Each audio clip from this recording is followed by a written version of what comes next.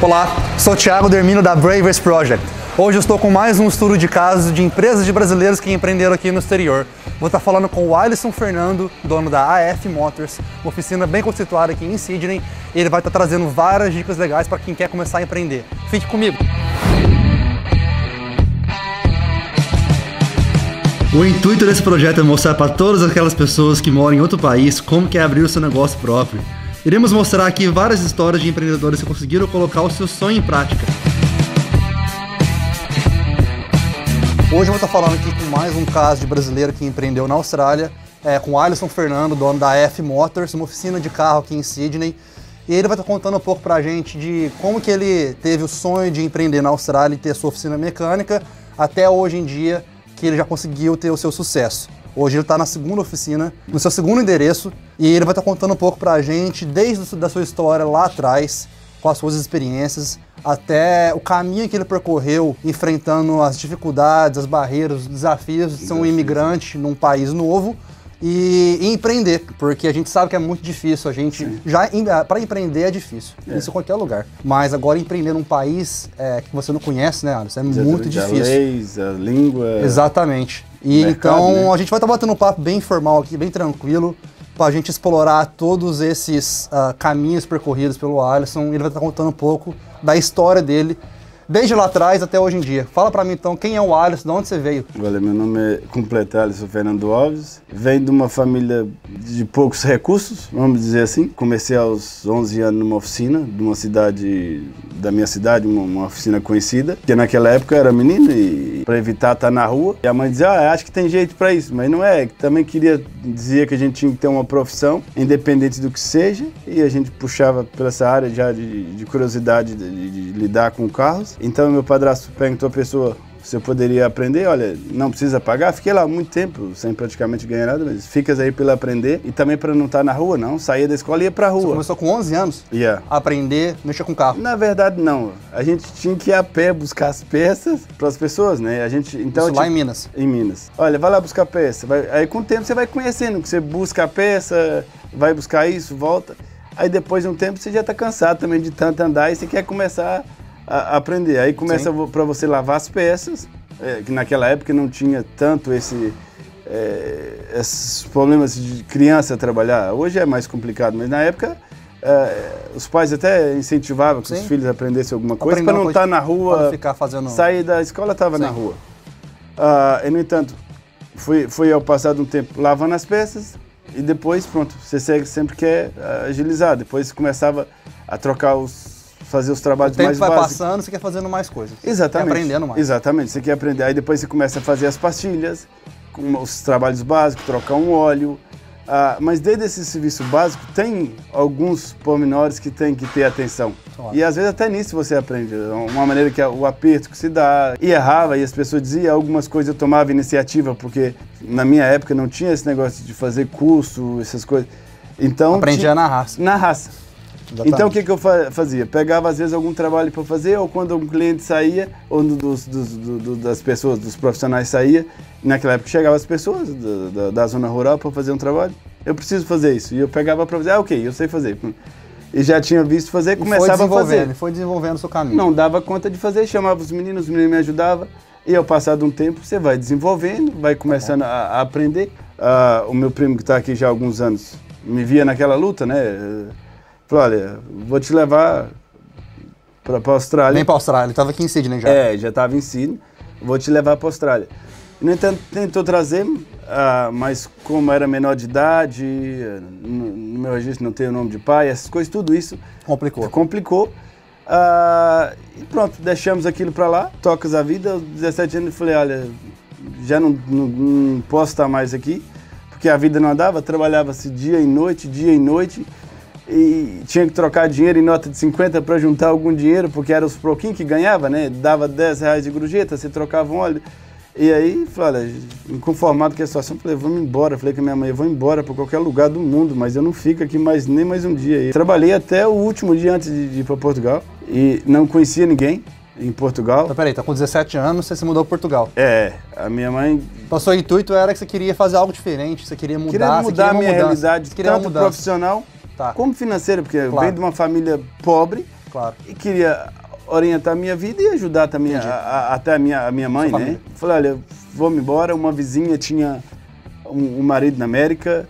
Um amigo da América falou com um rapaz em Portugal, falou, eu recebi ele aqui, ok, vamos embora. Aí você resolveu com 17 anos, então, pegar suas coisas e se mudar para Portugal. Seu intuito, então, era só ter uma mudança de vida, fazer um negócio diferente para sua vida, para tentar ajudar sua mãe em casa. Exatamente. Aí, chegando em Portugal, o que você resolveu fazer lá? Agora eu tô num país novo, tô num mundo novo, tô é num praticamente lugar diferente. a mesma realidade que nós temos aqui hoje, que quando os brasileiros chegam aqui, têm uma profissão, mas não tem conhecimento na área, assim, as pessoas, os contatos certos, não tem como se chegar e... É um país novo, é um ambiente novo. Exatamente. Tá. Então fui trabalhar na obra, mesma coisa, que é o serviço que geralmente é mais fácil de se encaixar. Conhecendo uma pessoa, conheço outra, o que faz? Olha, eu sou mecânico. Aí, o que estás a fazer aqui? Olha, não tem ainda... Olha, faz isso pra mim, ok, fazia. Aí comecei a fazer os primeiros trabalhos mecânicos em casa. Sozinho? Sozinho. Então você já estava empreendendo? Já. Ah, legal. Comecei a comprar umas ferramentas, um macaco, umas coisas básicas, e aí comecei a fazer no fundo daquela casa. E aí, como aqui em Sydney, acaba todo mundo se conhecendo na comunidade. Tinha um brasileiro, por coincidência, chamado Sydney. Olha, legal. Falou, olha, vens a trabalhar para mim? Falei, olha, vou, não tem problema. E é o que eu fazia. Ele tinha uma oficina mecânica lá em Portugal e te chamou para trabalhar com ele. Sim. Com a sua experiência que você já tinha no Brasil. Exatamente. Mas aí quando cheguei em Portugal é tudo novo. Sim. Eu estava habituado com carros normais, populares. Cheguei em Portugal, se tem muitos carros ligeiros, que a gente chama carros comerciais, né, a diesel. E você não tinha experiência carro a diesel. Não. E até mesmo em carros de gama, né, toda profissão não tem um topo que você diz, olha, cheguei aqui, eu sei mais que os outros. Todo dia você vai aprendendo. Chega lá e diz, olha, tem aí um áudio para trocar uma correia dentada. Eu falei, por onde eu começo? Você é de onde, Minas? Que cidade? Uma cidade chamada Peçanha, interior de Minas Gerais. Peçanha? Peçanha. Então, de Peçanha, o cara foi para Lisboa? A margem sul de Lisboa. Para ser exato, em Seixal, que chama. Começou a aprender e aprendeu a mexer em carro a diesel, carros premiums, carros que ele não tinha experiência. Então você está falando que a sua experiência em Lisboa foi mais como uma escola. Para você. Foi uma nova experiência. Foi uma das melhores coisas que aconteceu. E, no entanto, olha, Deus sabe o que faz. Se eu tivesse ido, talvez, para a Austrália hoje, não teria, talvez, o conhecimento que tinha, a experiência que tinha lá. Então, questão de empreender, às vezes, são processos que, às vezes, não vale a pena você saltar por ele. E hoje eu entendo que tudo foi um processo. Claro. Que não tem como você saltar degraus, porque se você saltar um degrau, o dia que se você estiver aqui em cima, você não sabe, talvez, ver uma pessoa da sua equipe, se ele está a fazer certo ou não. Claro. Trabalhei nessa oficina uns bons anos, foi onde que eu aprendi muita coisa. Por quantos anos você morou em Portugal?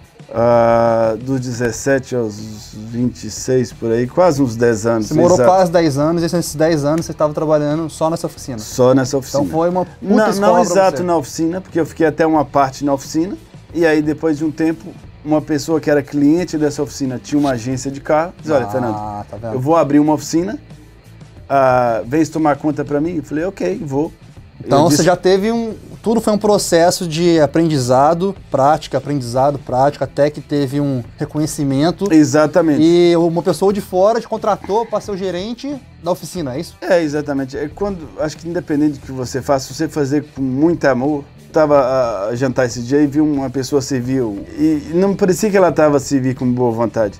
E eu estava a comentar com a pessoa que estava do meu lado, diz, olha, às vezes quando se faz uma coisa com amor, nós poderíamos ser agora um chefe de um restaurante que veio aqui por coincidência nesse restaurante, ver aquela pessoa servindo com muito prazer o que está a fazer, e a pessoa dizer, olha, liga para aquela pessoa, eu quero trabalhar no meu restaurante. Sim. Então, quando se faz uma coisa que você tem paixão, que você gosta, independente de olhar, faz o que você tem de fazer com muito amor, com muita dedicação, que os frutos vêm de alguma maneira. E aí essa pessoa me ofereceu, não foi, eu vou abrir uma oficina, comprou um espaço, montou a oficina, vem trabalhar para mim, mas aí já uma coisa que eu não conhecia, que eram os bastidores. Sim. Eu trabalhava, fazia o meu trabalho como funcionário, mas não sabia como é que funcionavam os bastidores. E aí fui ver como é que funcionava a questão de material e essas coisas todas. E aí já estava correr tudo bem, já tinha adquirido uma certa experiência, quando meu primo ligou-me numa noite em Portugal e disse, olha, eu estou tratado dos seus papéis, do nada, de uma promessa que já tinha feito há tempo, já estou tratado dos seus papéis e quero que você venha cá. Tens aqui a oportunidade, acredito que aqui vai correr tudo bem para ti. E eu acho que foi a primeira pessoa que acreditou que eu já não tinha ideia de vir para a Austrália mais. As coisas estavam andando em Portugal e ele diz, olha... surgiu uma nova chance de você fazer algo diferente. Exatamente. Tá. Então, com 26 anos, você veio para a Austrália, veio direto para Sydney, com a ajuda do seu primo. Ele já começou a mexer com o carro também, logo chegou. Logo. Você vê nas palavras do Alisson, que é praticamente, cara, é uma lição que a gente está aprendendo. De humildade, de garra, um cara que tem paixão pelo que ele faz. E que eu acredito que isso dá certo para todo empreendedor, para toda pessoa que quer abrir um negócio. A gente às vezes fica pensando em ter liberdade financeira, em ganhar dinheiro. Não, mas tudo isso é consequência do que você faz com amor, com garra, com Era humildade. horas e horas, Thiago. Porque quando eu cheguei na Austrália, eu trabalhava em mais de 1 hora da minha casa. Tens que ter paixão pelo que você faz, acreditar naquilo. Sim. E o financeiro é consequência. Esquece ele, entre aspas, assim, porque é a longo prazo. Sim. Então eu trabalhava ia para lá às 5 horas, porque se eu saísse mais tarde não chegava a tempo, chegava adiantado. Se eu saísse mais cedo, chegava atrasado. Então eu tinha que sair 5 horas de casa, trabalhava até as 3 horas, porque o patrão não deixava sair 1 minuto antes das 3. Aí. Vinha para esse porão, onde eu comecei a trabalhar, que era muito quente, que era o 5º piso lá de baixo. Trabalhava até as 8 da noite, 9. Saindo das 9 da noite, a minha mulher vinha da escola e nós íamos fazer uma limpeza numa pré-school. Então você estava já a todo vapor assim que você chegou em Sydney. Exatamente, porque eu tinha que fazer algum capital, porque se eu ficasse acomodado naquela situação, eu chegava 3 horas do trabalho e nada mudaria na minha vida. E é o que você fala, depende de um preço que você está disposto a pagar para aquilo, e é o que você estava dizendo, as pessoas pensam em liberdade financeira e retorno a curto prazo, e não, é a longo prazo. Então, isso não existe, né? Dormia às vezes 4 horas da noite, 5 horas da noite, mas eu acreditava que eu ia fazer aquilo acontecer de alguma forma, não sei quando e como, mas quando se trata, elas começam a aparecer as oportunidades. Então eu digo sempre, quem começa, dá o primeiro passo. Vai fazer um TAFE, vai trabalhar numa oficina, não tem como, não tem como saltar, como voltamos atrás. Se você for trabalhar num lugar e dizer, olha, amanhã cedo vou abrir uma oficina, não vai dar certo. Sim.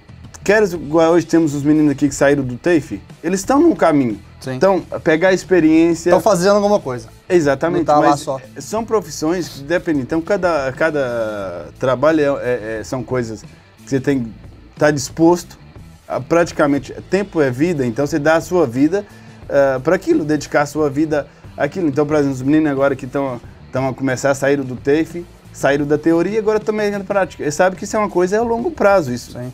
Eles vão aprender todos de uma coisa, daqui a alguns anos eles vão estar num patamar diferente. Olha, agora eu vou começar, eu aprendi com o Fernando, aprendi lá, eu quero que eles fiquem melhor do que eu ainda, que eles usem o que aprendeu comigo, usem o que ele aprendeu em outro lugar na teoria. Então, olha, o pessoal às vezes fica na obra, às vezes nada contra, mas fazendo um determinado tipo de trabalho... Fica naquela rotina, porque ganha um pouquinho a mais, olha, eu queria tanto fazer isso.